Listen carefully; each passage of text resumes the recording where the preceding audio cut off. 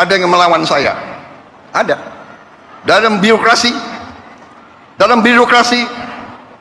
merasa sudah kebal hukum, merasa sudah menjadi raja kecil.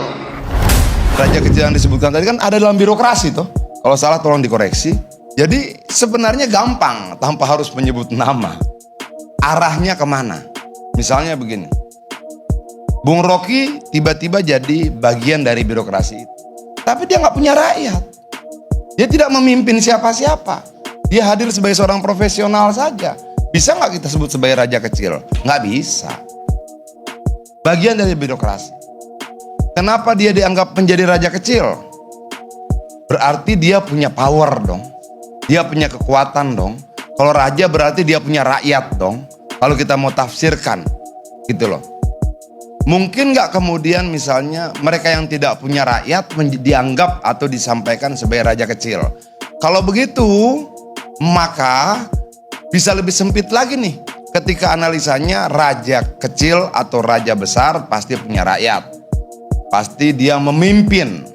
Kalau dia tidak memimpin sebuah kelompok rakyat, sebuah komunitas rakyat, maka dia tidak disebutkan sebagai raja.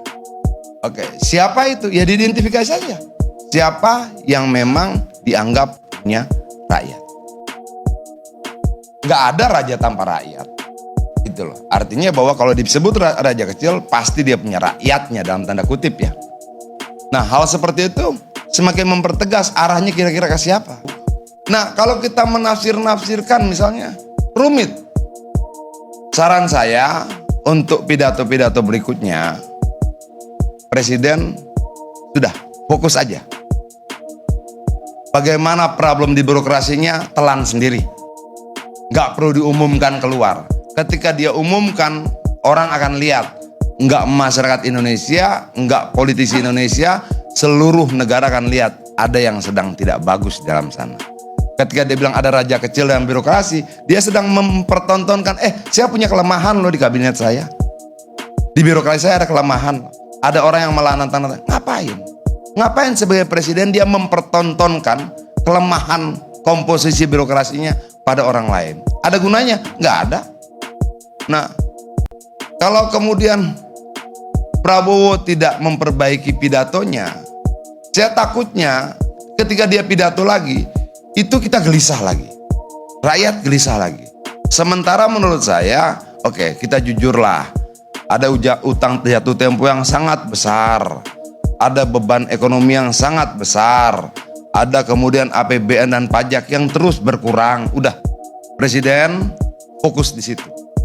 Ketika kamu berbicara ada raja kecil yang tidak patuh pada saya, kamu sedang mempertontonkan ada kerapuhan dalam lingkaranmu. Bagus buat sebuah pemerintahan? Nggak bagus. Nah, untuk teman-teman yang kemudian membuatkan materi pidatonya, jangan lakukan itu lagi. Sudah, fokus Presiden berbicara tentang angka-angka kemakmuran, hutang, bagaimana menjawab ini segala macam. Itu saja. Gak usah yang lain-lain. Biar rakyat punya harapan. Bagaimana kemudian rakyat mau berharap ketika Presiden bilang ada raja kecil di birokrasi saya. Bagaimana kemudian rakyat punya harapan ketika Presiden bilang ada yang mengadu domba saya. Gitu loh.